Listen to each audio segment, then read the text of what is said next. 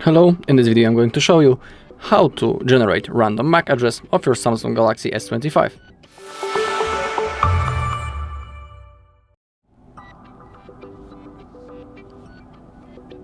Okay, so we are on the IMEI.info page, just like always. And now in this bar we need to type the IMEI number of our Samsung Galaxy S25. Also, if you don't know how to find it, on our channel there's a video when I'm showing you all possible checking options on this site.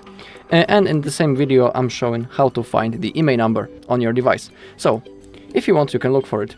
And now type the IMEI number of your device, just like me, and now click on this blue button, check IMEI. Now we have our Galaxy S25. Now scroll down into the bottom a little bit until you find the basic checks, and here we have the MAC address generator.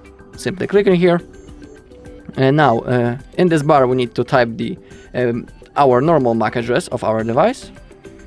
Also, if you don't know how to find it, on our channel there's a video when I'm showing how to find it, but also you can click right in here, check how to find the MAC address in your device, and simply follow the instruction on the screen.